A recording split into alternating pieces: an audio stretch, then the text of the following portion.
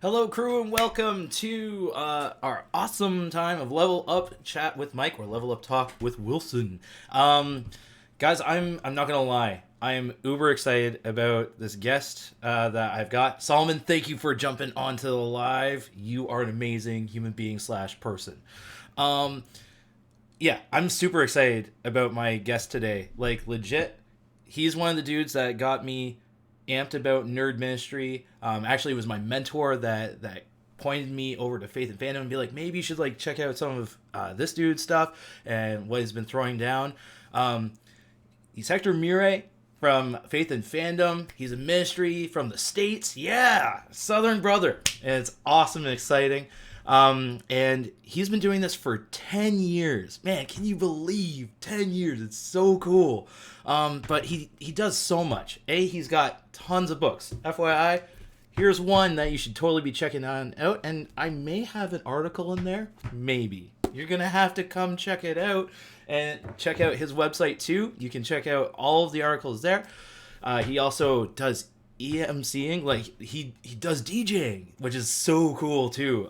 Seeing on the side, but he goes to the Comic Cons, is able to share ministry, and he's done even Comic Con churches, which I think, oh man, that's like the next step level of nerdom and ministry mixing together. It is so cool. And he's actually participated in our ministry in the past with being able to share what we do with Watch of Mordor, as you guys seen displayed earlier. He's been a partner, a friend, a bro for some advice, encouragement. Also, one of the favorite segments I have is his emotional support hobbit. So throwing out some of that encouragement and love on there. You can check him out on TikTok. And you know what? Enough of Wilson doing all this talking. I want to get you guys seeing the man himself. And that will be our man Hector. Hey, Hector, thanks for coming on in. Oh, yeah, man. So,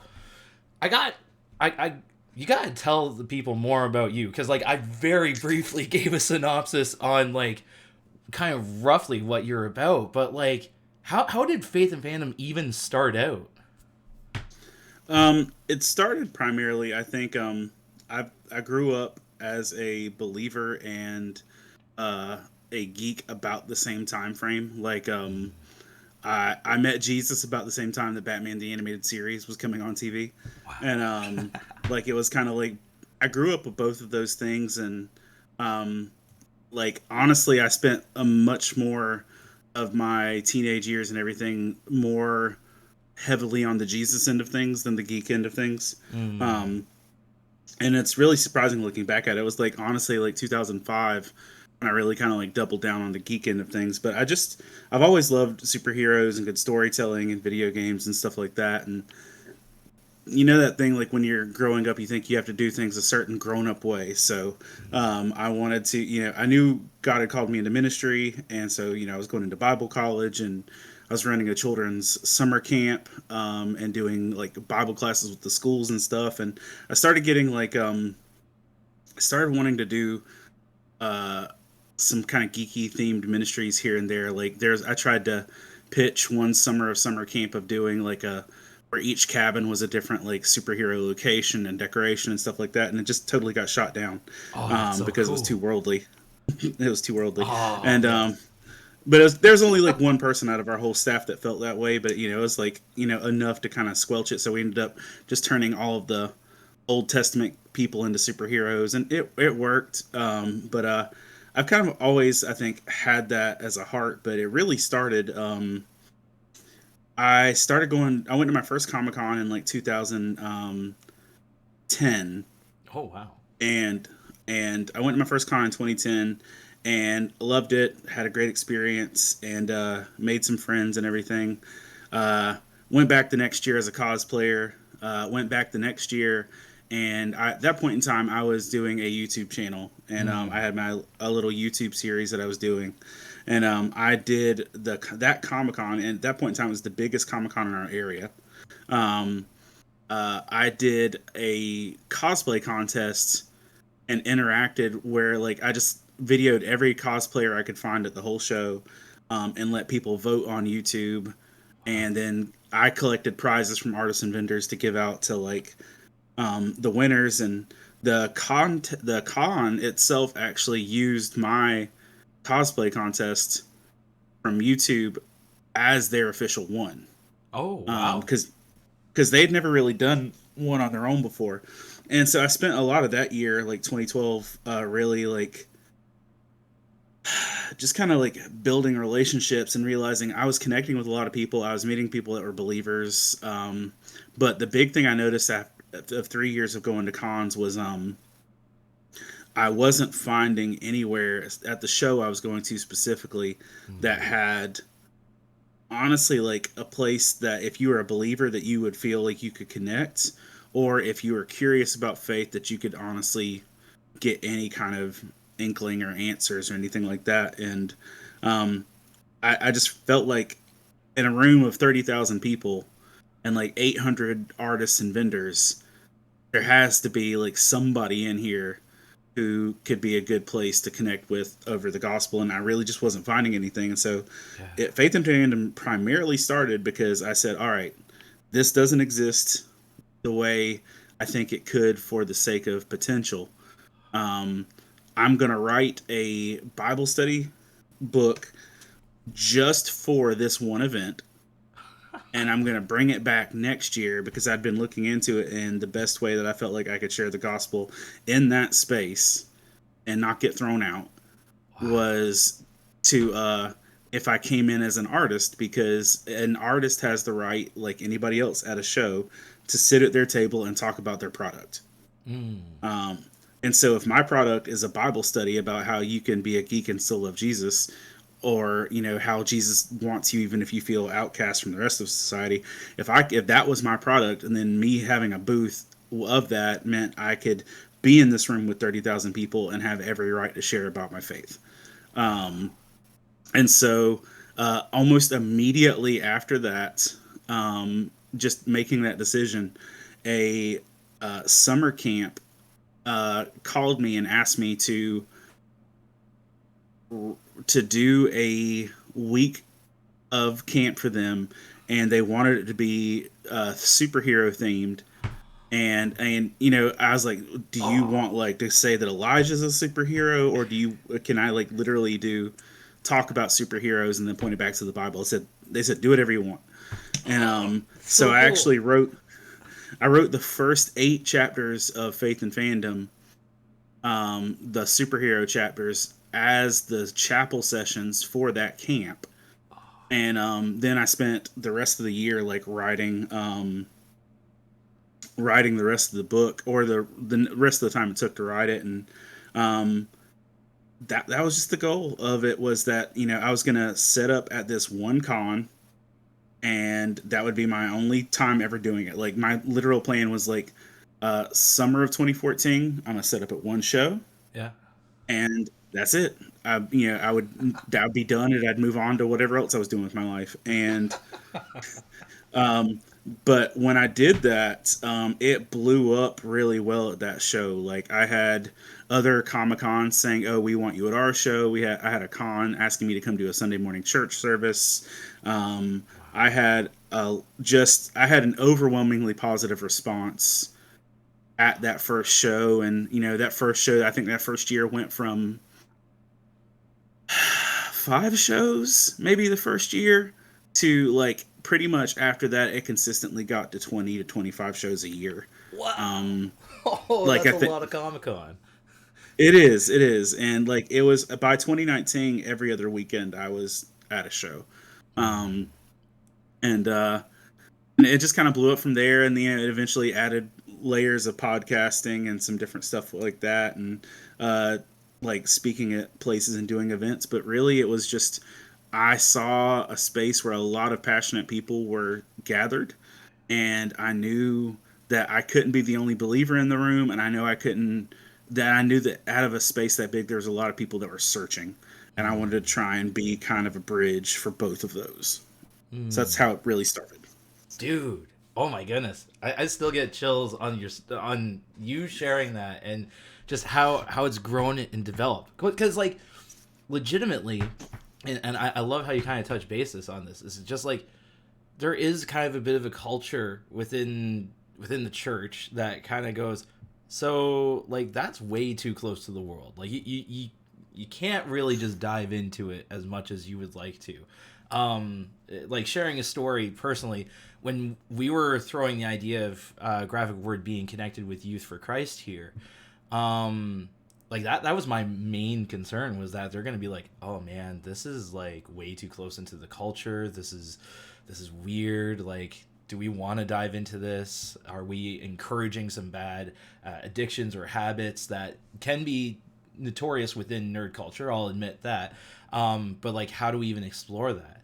And the only concern that we ever had brought up by one of our board members actually was, so how are you going to distinguish between fun and work? Because it just sounds like you're going to have like way too much of a good time with this kind of stuff like that. And I was like, oh man, like that's actually kind of awesome that we were able to see some of that. But there is still worry within that dynamics of like, how far is it going into the culture in one way, but then still sharing Jesus? And I love how you put it there, that when you were at that Comic-Con, you were like legitimately going, I feel like I don't have a rep here. I feel like there's nowhere that's really repping the faith side on this point, and I wish there was something there. But instead of just even like going, oh, I wish there was something there, okay, I'll leave it, whatever, like just kind of drop it like anyone typically would, right? They just like, oh well, then I just won't do that, and who cares? No, you made the space for it. You took a risk, you jumped out for it, and now, like, dude, seeing your posts online, and guys, again, you can follow this dude on Facebook, on Instagram, and check out what it's like when he's at his booth and just seeing other nerds totally cosplaying it up. Your daughter actually this past weekend being Spider-Gwen. I was so excited. Yeah. I was ready to show my daughter and be like, oh my goodness, you should look at this. You should do this. So it was and there's certain shows too, like some of my kids will want to go to just for the cosplay end of it. Like I think one of our big shows we did last year, my daughter spent one whole day as Nezuko and one whole day as Hanji from Attack on Titan, and you know, just midst of everything. And she spent her own money to buy cosplays just to wear to that one show, and I don't think she's worn it since then. But like, yeah, it's you know, a good thing to be able to get involved together with. Oh no, that's so cool. No, that's amazing.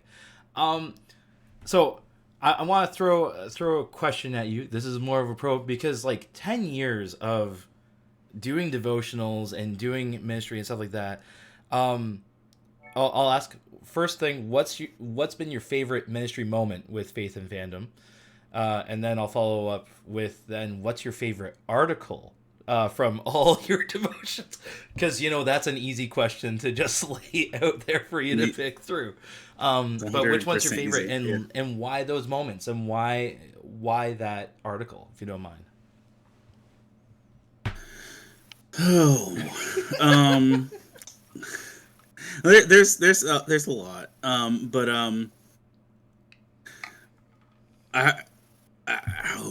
there's been some favorites. Like I'm gonna give you a broad stroke of some favorites across the way. All good, man. So this there's a show maybe 2 years ago. A woman drove 4 hours to come to a show I was at just because I was at the show, because she wanted to say that my memes keep her encouraged. Oh. And I'm like, wait, what? And like, legitimately, somebody drove. She'd never read one of my books. Wow. She'd never listened to a podcast. She literally only knew me from memes. Wow. And she said that my memes kept her encouraged, and those were the only things that prompted her to read scripture. Oh man. And you know, it's little things like that. You know, very short version of the story. I had a person that my booth was next to his at a show, and he was an agnostic that was making a comic book about how God sucked, and he was bitter at God. He had lost a spouse. His life was upside down. And when I met him, they had put us next to each other at a show. So he had a comic book anti-God next to my booth. And like, fast forward 6 years later, He's a believer. He's a deacon in his church. He had me officiate his wedding, and then asked me to do a gospel presentation at his ceremony. Oh man! Uh, Wow! uh, like, and I don't take credit for how that turned out, but I got to be part of the whole journey.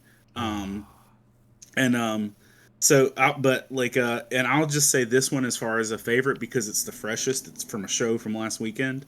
Um, there's a I did a show last weekend, and one of the main volunteers that coordinates the show, um, you've seen, like, you put it in your post and everything. I had my wrestling belt. That's kind of like the 10-year anniversary thing, and Yeah. I had it made in white leather specifically so I could get people to sign it, Oh wow! and so what I've been doing, like, I'm not asking like every random person at the booth, but like if there's people that have been encouragers of this for a while, I'm asking them to sign the belt. And so he was the first person I asked, and I was like, hey, I just want to say you've been a big encouragement in my ministry. I wondered if you'd sign this belt before we're out of here. Wow! And he got choked up, and he got really choked up with it. And he said, I'll come back before the show's over and sign it. And he did, and he came back to sign it, and he showed me in this. He pulled out his Bible. He said, "Look, this is the scripture I'm referencing on here. Here's why I'm referencing this." And he just literally stood at my booth for about 5-6 minutes and just poured out encouragement. And Wow! then he came behind the booth. He gave me the belt, and he just like hugged me, and he grabbed me by the back of my head and like pulled me into the hug. And he started saying, he's like, "Listen, I know you get tired. I know doing this on a consistent basis is exhausting. I know you feel like you're alone." And he's like, "Don't you stop. Oh. Don't you stop doing this." And at that point in time, he's crying, I'm crying, and like this dude, literally, we're standing in the middle of a Comic-Con. There's like a live action Ghostbusters scene going on right in front of us. There's a ton of people for a cosplay. Like, I mean, it's a chunky, crowded room, and this dude's literally like death gripping, hugging me, praying over me, and pouring into me because he said just like the 2 times, because I'd literally met this dude once before. Oh. Um, Dude. but the encouragement was that strong, and he said that, I met his daughter a little bit later too. His daughter's my age, and so this dude's like, this isn't like some young weeb. This is like a 65-year-old man. Yeah. And his daughter said, "My dad's been talking about you all year long," and Oh. uh, so, and because I'll say that's my favorite just because it's freshest. Um, and then I'll give you 2 for the book stuff. I'll say one for me For sure. is there's a chapter on Red Hood in one of the books. I can't remember which one. Let's go with 5. I don't know. Because once you add, like, before, as it exists just on the website, there's about 160 devotionals. Wow. When Yeah, you man. add that, and right now I'm currently editing the book that's coming off of our radio stuff, and there's 101 just in that. So like, there's 260 plus devotionals in there, so it literally blends together a lot. Yeah. And I have to go back and look, but there's one on Red Hood and the fact that he's not the hero, that he's constantly seeking redemption, or that it's not about being good enough on his own. And like, there's just some stuff in for that was really personal for me, and that I felt like when I reflect on me and my walk and where I feel I stand with God, there's times I feel kind of like that anti-hero level, and there's just something about that, writing that chapter, that was really good for me. And I also, this is just, I don't know if it's definitely not a favorite, but it was potent. I was writing a chapter on Kubo and the Two Strings, and it really helped me process the death of my parents. Wow. So that was a thing. But on that same note, there's a gentleman that comes by my booth every year, literally for the last decade, and he came up to me, and he's older than me. He's probably 50, and he came up to me that said that his dad had died, like 8 weeks prior to that moment, and I wrote a chapter early. Maybe in book 2 of there's a chapter on Nobody Stays Dead in comics, overcoming the fear of death. That's right. Yeah. And yeah. and he said that he had read that chapter daily since his dad died, and it had helped him be okay. Wow. And so it's stuff like that. Just because the biggest thing that, like, because when I said that I first looked at the shows and cons and that whole world, like, it really did kind of have that thing where Jesus, when he looked at the crowds, he had compassion on them because they looked like they were lost, like sheep without a shepherd. I think all of the best moments for me are those moments when I feel like I've got to help be a shepherd in that capacity. Yeah, no, 100%. And like, oh, that's that's just so cool. And being able to share that experience with someone that they were willing to, like, they had that impact and willingness to share how that chapter was something that was holding them a bit together, that they could lean on, that they could just find that rest and bit of peace and be vulnerable to you. Like that's just, dude, that's a whole other tier level of just like sharing Jesus again, and just like, no, well, 'cause, like, it is, man. Like I'm not trying to oversell it by any means. I think it's such a interesting dynamic that we have in this kind of nerd ministry, that there's so many ties to key characters that can be impacting on people, or really bring out another dynamic to their faith that they may not have ever thought of. And the reason why I bring that up is actually, um, during the pandemic, when you couldn't like do anything or be around anyone hardly. Of course, we were just as confused as anyone else is. It's like, what do we do at this point? Like, how do we keep on doing ministry? And like, graphic word at that point was very impersonal, very direct into connecting with you and stuff like that. So I had a bunch of teens that were just like, oh, sure, don't mind Siri, she's just interrupting. um, but legitimately, we had teens that we met at one of the parks, of course kept our distance and masked up and all that kind of stuff like that. But one of the things that we were doing were we were just reading through some of your devotions and just processing through some of it. And I'd be like, oh, so like, what's your favorite fandom in this one? And we'll read that one for today. And one of them, it was the Walking Dead chapter that you had written down. And the idea of, and I never watched The Walking Dead other than the first episode. I could never get past it because of the betrayal of the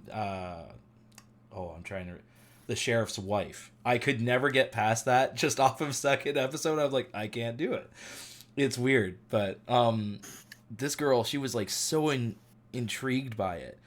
And the thing that really stood out was in that chapter was talking about how one of the girls had a zombie with her, tethered and close by, and that became their downfall, was having that zombie not controlled and able to be let loose, and it was like sin in your life. You don't think it's really an issue. You think you got it under control, but it will still come after you.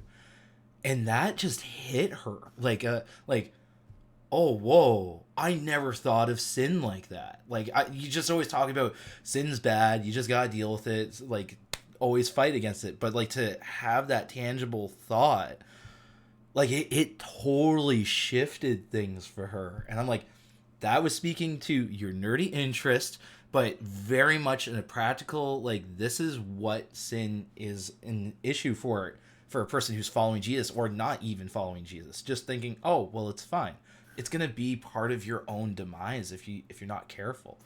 And oh, like, to this day I still get chills remembering her face and seeing how she's just kind of like, whoa, that was way other level. And oh yeah, I'm still getting chills, sorry.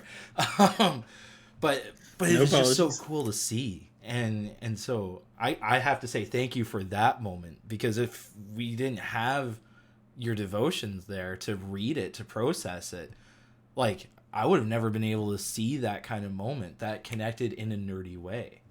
um yeah, it's just so cool. All right, so I've already asked your favorite moment and your favorite book. I'll ask this, and this is the typical nerd question, you gotta ask it just in general. Favorite fandom period, like the most invested fandom that you're into right now. Hmm. I'd say across the board, it's Doctor Who. If you're asking right now, it's probably Ted Lasso. Okay. Um, Okay. and I know Ted Lasso isn't your typical geek thing, but like, there's a lot of people really passionate about it, so it's in there. Mm. Um, I'd say Doctor Who has been just the best storytelling device for life, relationships, emotional things. I think it's been the biggest canvas for just good connecting moments, like Mm. um, and especially Peter Capaldi's Doctor. I think was one of the biggest. Like his whole story arc for me is one of the best things. Mm. And Ted Lasso's just been really good and emotionally encouraging. And so at that same show where the guy like hugged me and cried and everything, I had another dude who stood at my booth for an hour and a half, easy, just talking about the emotional and spiritual implications of Ted Lasso. Wow.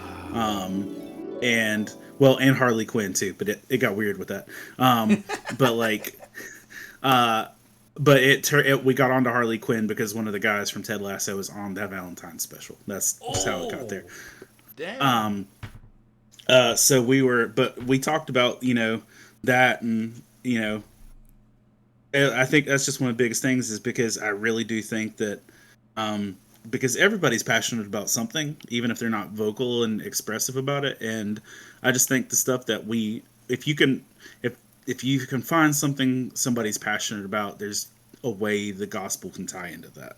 Mm. Because I think that a lot of the things that we find entertaining and inspiring in fiction and pop culture Mm. um, is we find it that inspiring and that entertaining and that connecting because it's reflecting a bigger truth. Mm.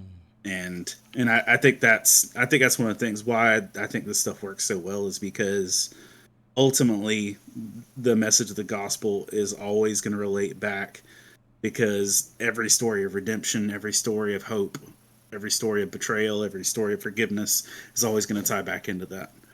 Mm-hmm. No, 100%, man. Um, so I'm gonna ask also. This is obviously Level Up Talk with Wilson, and part of what we do on the Fridays, we offer a level up challenge. So something to take home after the chat. And I'm not saying we're not cutting it off right now at this point. There's still a little bit more time that we got in connecting. And man, I could hang out with Hector all day, like legitimately. This dude is amazing. You got to get me to Canada, man. I know. I gotta find a way to bring you up, man. Like it's just oh, we gotta bring you up because man, there's so many peeps I'd want you to get in touch with and just hang out, nerd out, and like binge watch We'll Ted put Lasso or stuff like that. we'll put a whole mini con on it there. Let's go. Yes, man. Oh man, because yeah, we could use some upgrading on some of our con stuff in the area. That's sad story, but uh, but what I always find important, and you've alluded this to different points, right? Like how we connect the Bible, the gospel, to nerdom and stuff like that. And I guess my big question that I want to throw down to you is what has been a big level up moment for you? And aside from choosing to follow Jesus, which is like the ultimate level up moment, but like what has been the big level up moment for you from that point onward that still maybe resonates or impacts you or challenges you to level up each and every day? So it has like zero to nothing to do with my nerdy life. But I'll say like as far as like if you're talking about level up moments that go beyond like beyond salvation, like that's just like with that I had been a minister with a camp ministry for about a decade. Mm. And I loved that ministry. I still love that ministry. I serve on the board for that ministry. My kids work at that camp now. I mean, it's Mm. like I love that ministry. But I had felt God calling me to work with something more along the lines of discipleship. And because a lot of what I was doing was either just evangelism or just teaching, and I didn't have a chance to actually develop relationships and disciple. And I really felt like that's where I was being called to. And there was the guy who ran that ministry was pretty much my father figure in the ministry life and in adult life, honestly, in general. He was the best father figure I'd had. And one of the things that they had put into practice was like, listen, if you're leaving this ministry, because everybody here does so much, we need time to prepare. So if you're leaving this ministry, we ask that everyone give a 6-month notice. Oh, wow. And like, because I respected all the people that I was involved with and I wanted to honor it as best as possible, I gave my 6-month notice with zero idea where I was going, what I was doing, or how I was going to provide for my family. And I had it came at the end of a really good season. It wasn't like a dramatic, oh, I'm mad at everybody and I'm leaving. It was I literally had the best success I'd ever had at that point in time I was running music festivals. Yeah. And we just had the best music festival we'd ever done. Great responses. People came to Christ. I mean, it was just like things were at a high point. And I remember standing on the stage at the end of the concert. Everybody else had gone home. I was looking at the leftover blankets and debris and stuff of the show, and I'm just watching the sunset, standing there at the on the stage for the last day of the festival, and I really just felt like God say, all right, you've done all you can do here. And all right, it's time to move on. And so I prayed about it for a couple weeks, and then I went to my staff and I was like, look, and put him a 6-month notice. And with that, just doing that with no idea of what was coming, at that point in time, I had a this was forever ago, but I had a 2-year-old, and before my time would be up with that job, I would have a newborn. Wow. So and so my wife was going to be out with maternity and stuff and everything else, and so it was going to be on me.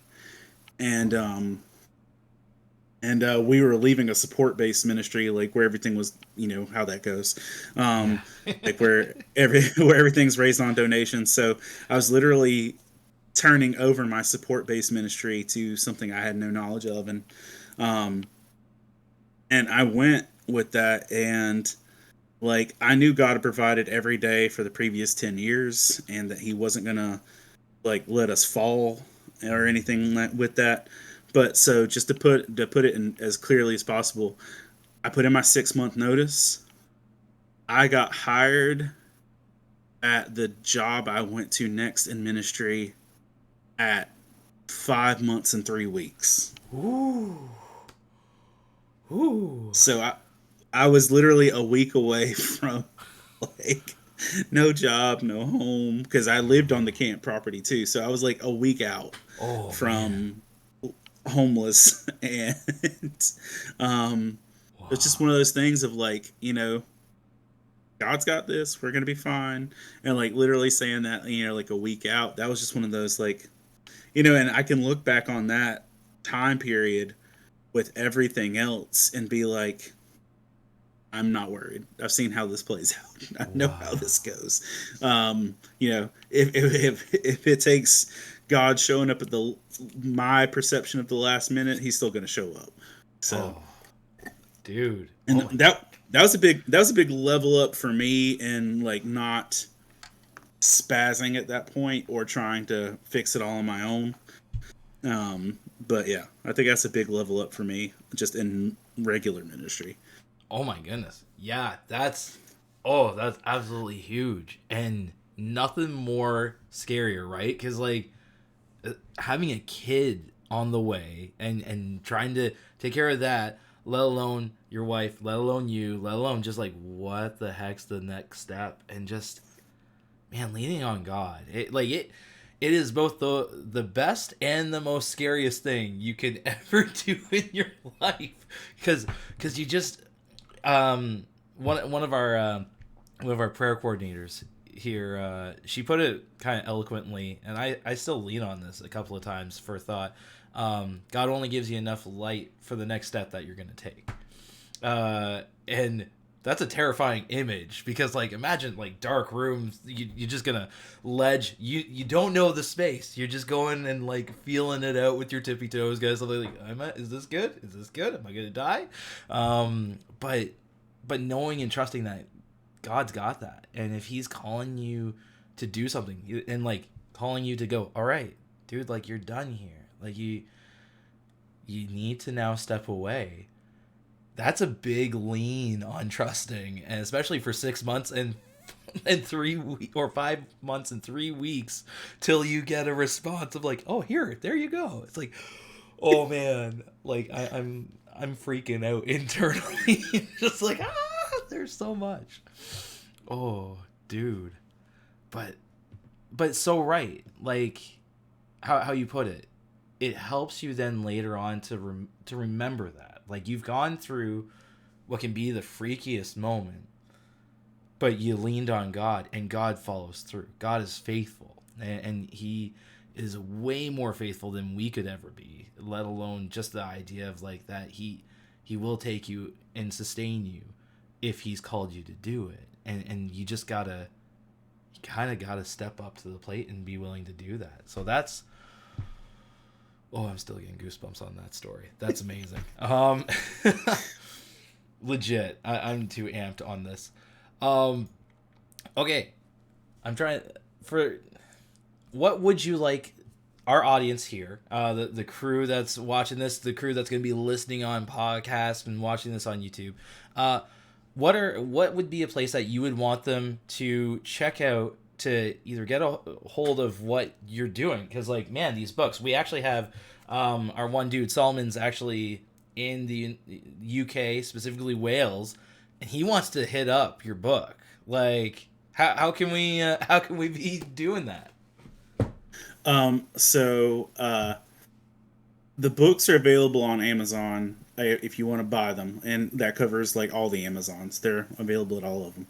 Okay. So you can get it at amazon.uk.ca, all of them. But on like, so when the pandemic hit, and like you said, we were all kind of trying to figure out what we were doing with our lives in nerdy ministry at that point. One of the things that happened when the pandemic hit was, because we weren't going to cons, because we weren't having the connections we wanted, we took every chapter from every book and put it on the website for free. So, and so I don't care if you buy a book,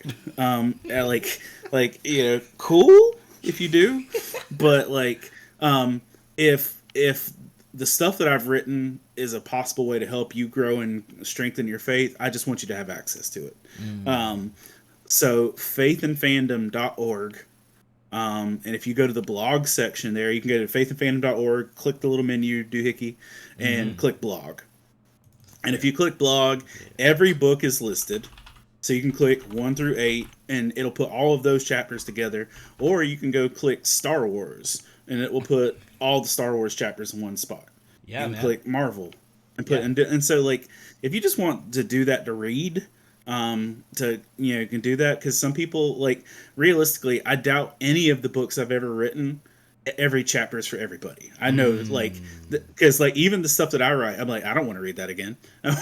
or like, or I'll have guest chapters. Like somebody, one of our editors wrote a chapter on a Fire Emblem game I've never played. Yeah, I probably never will play, but there's some people that connect with it.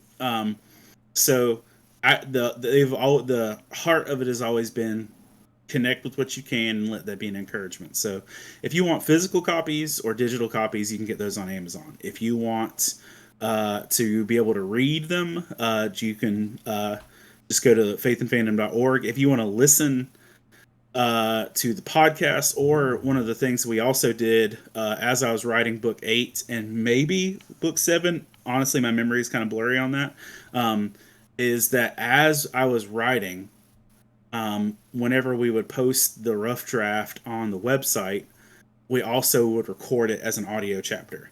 So Right. on our podcast, you can actually go back and listen to. I know you can listen to all of book 8, um, or at least the rough draft of it. And like even with the stuff that's written now for book 9 that's not out yet, like there's a deep dive Bible study on Anakin Skywalker. There's Yeah. one on the movie Spirited, the Will Ferrell Ryan Reynolds comedy. Yeah, man. There's different ones, and like you can pick all of those up as well. And Mm.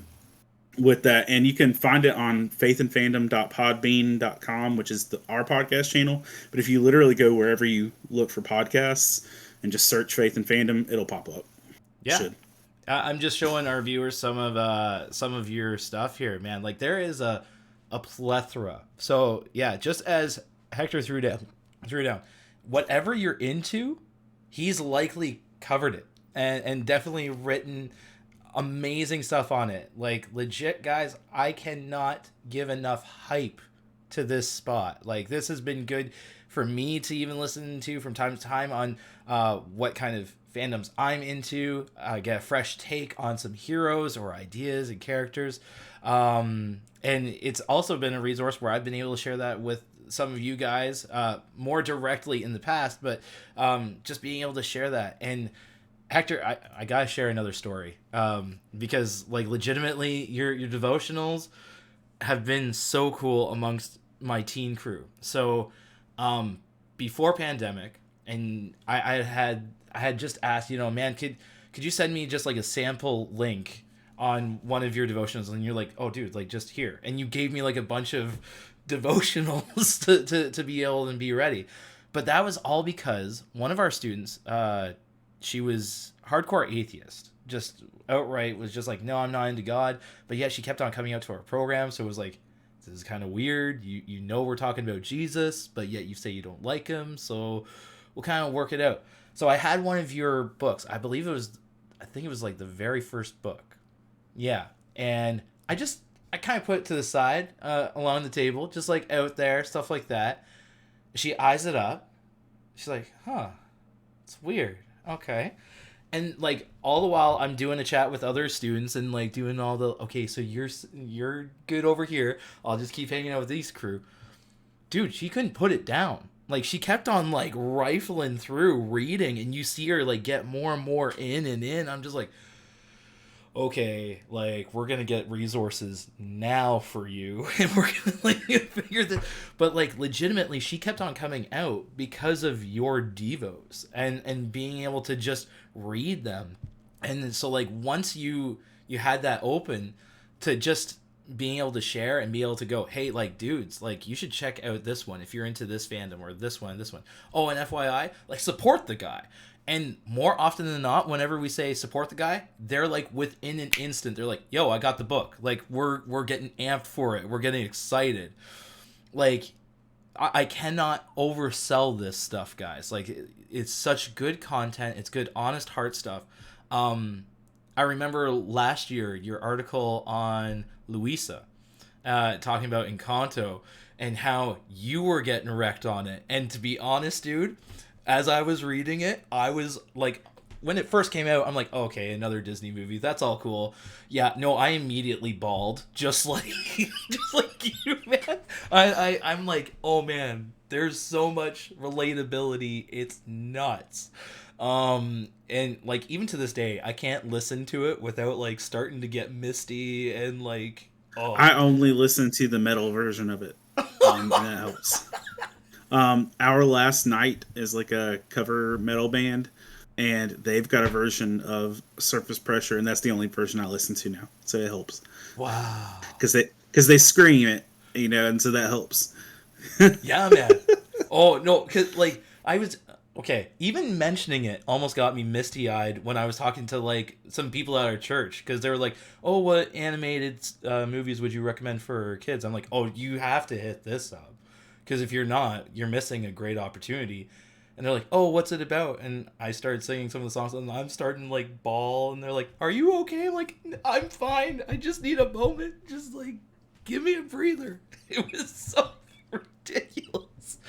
But like even just like being able to hear that from you and share that experience and being able to talk about burdens, what are the things that we are carrying, which like after this pandemic, like you talk to anybody, they've been really kind of getting this realization of that. I think pre-pandemic, we just kind of like tried to shoulder as much, just kept on going, and not that we're weaker because of it, but we kind of took that time emotionally to kind of do a little bit of self assessment or realization, and kind of realized, holy snap, like I am carrying some stuff, and being able to process that, and like we've having more conversations on our Discord community here on stuff like that, being able to invest in people and just be a support and telling people it's cool, man, like it's all right to be asking for that kind of help, because really that's what we're here for.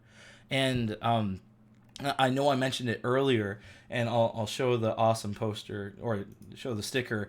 Again, emotional support Hobbit, I think, is just a beautiful thing that you've created. I think it's so awesome. Yeah, you guys need to be following Hector here on his TikTok. What is the title again? Your TikTok?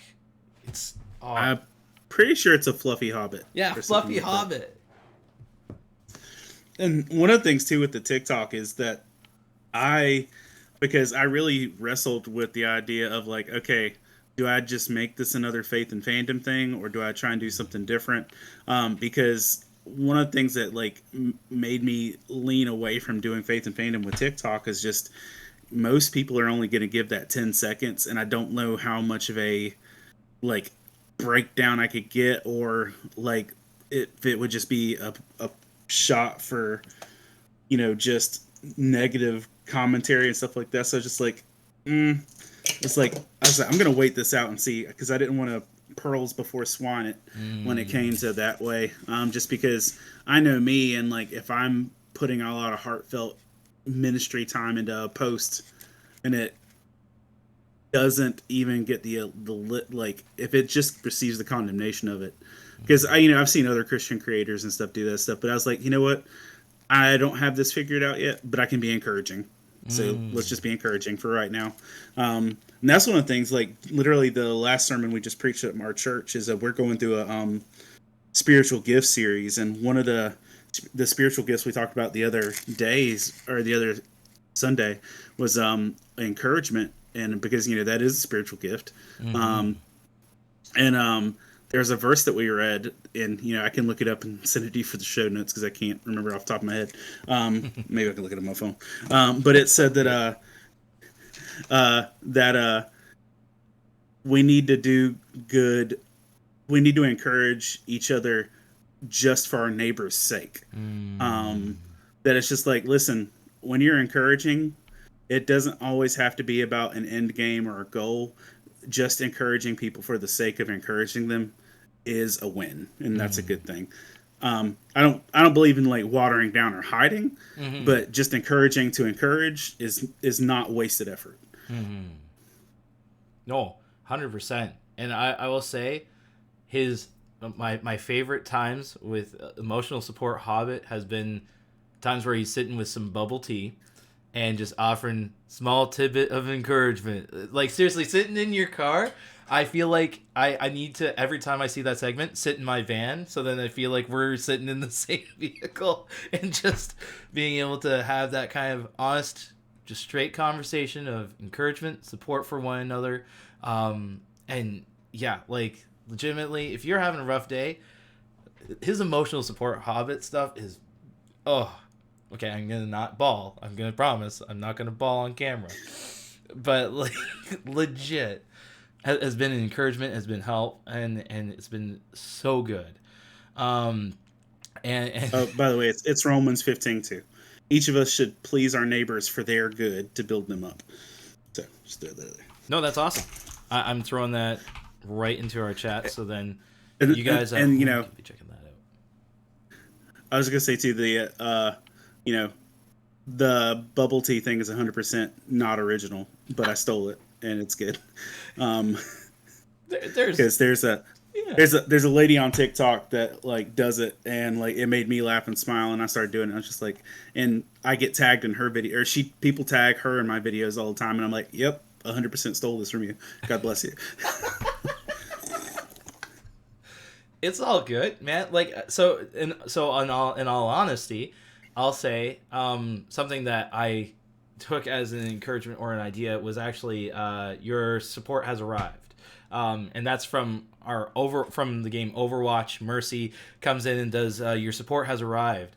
But I loved how you were legitimately just throwing encouragement out there, and I think that's something that we as Christians really need to be showing some of that really well, and not having to always throw a verse at the tail end of it to be like, oh, so like clearly, it's gotta be Jesus. It's like, no, demonstrating life and faith and being real and honest with people is gonna get them interested enough and invested enough that they'll ask you where'd that come from.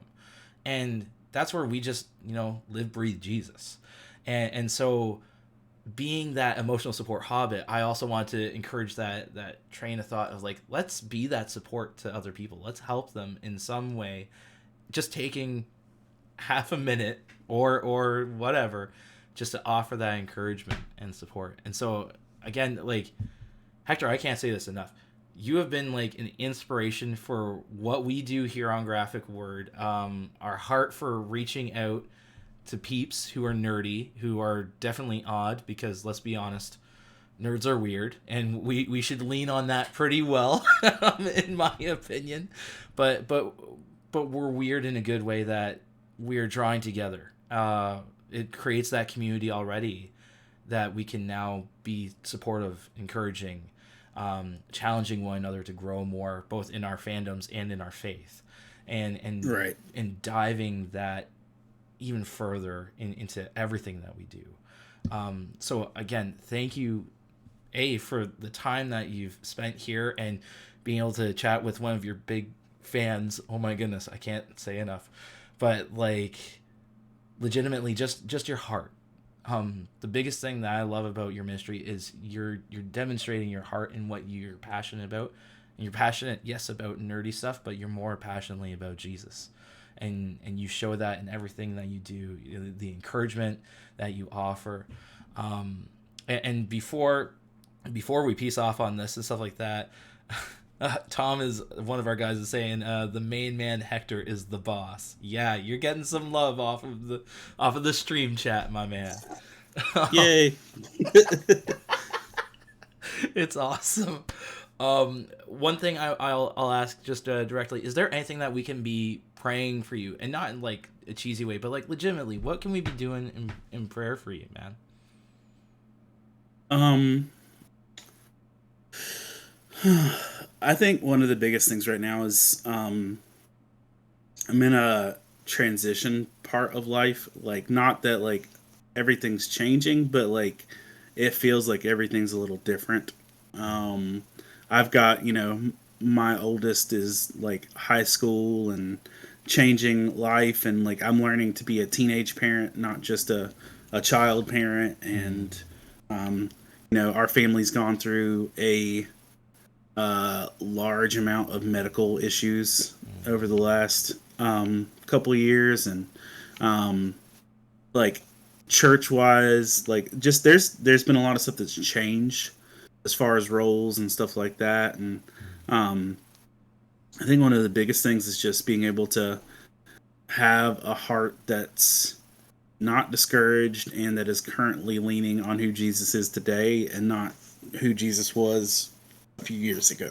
Not that he changes, but like I think I can get, really single-minded to the fact like, okay, yeah, I got what you said a couple years ago. I don't need to listen right now. Just fresh ears and a unhardened heart, I think would be probably the most genuine part of it. Yeah. Heck yeah. Wow. That's amazing. No, thank you. So then, do you mind if we just close off in prayer and just do that? Like, honestly, just pray some support into you, man. I'd love it. Sweet. Oh, God, I thank you for Hector. I thank you for this man that you've created, this wonderful dude that is so wonderfully caring and passionate about Nerdum, about his family, and investing in his kids and his wife. And God, they've been going through a lot, and I thank you for Hector in different points being vulnerable and sharing some of that on his media and what's been going on. But I thank you more so, God, that just like his level up moment, his biggest level up moment is just relying on you and find that strength and rest in you and trusting what that next step is. He doesn't know, but he knows you got it, and that you've got him and you've got his family. So God,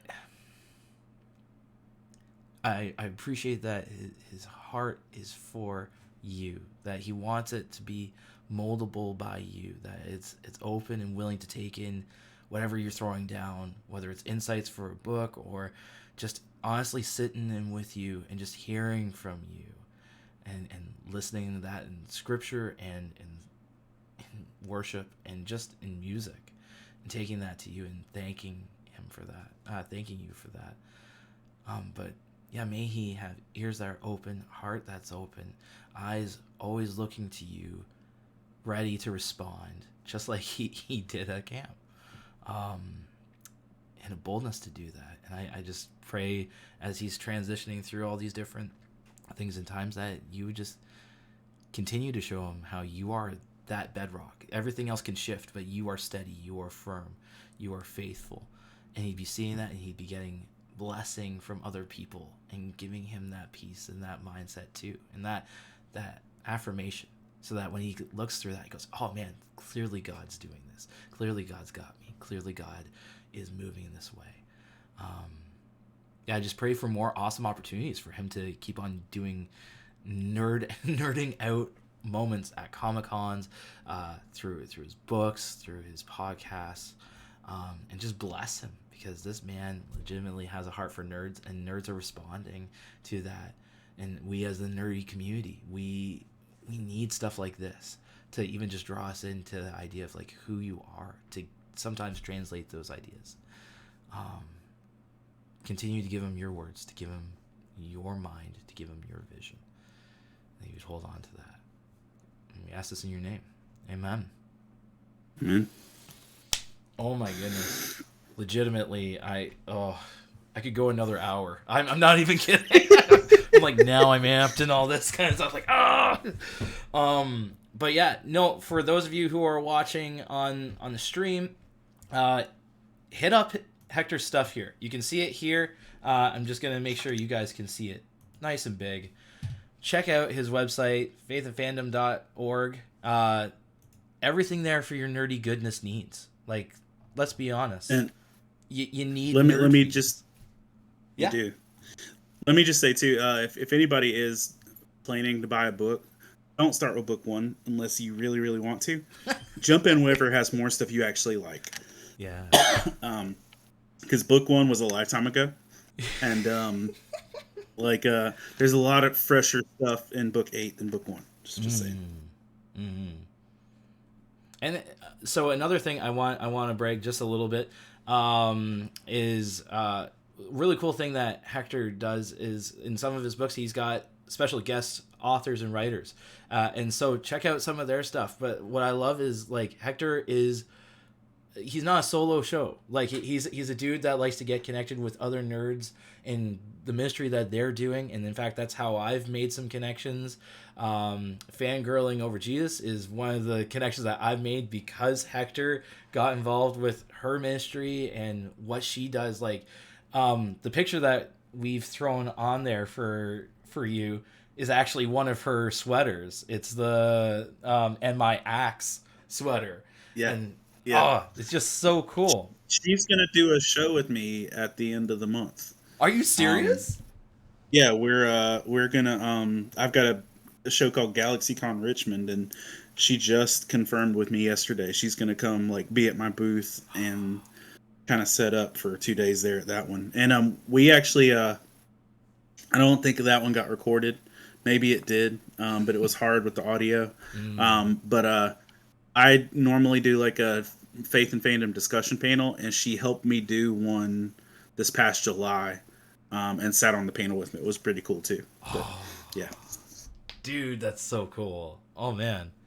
No, like honestly guys, hit up Hector, check out his stuff. It's fantastic. It's got tons of stuff. It's the biggest nerdy faith rabbit hole you can like totally dive into.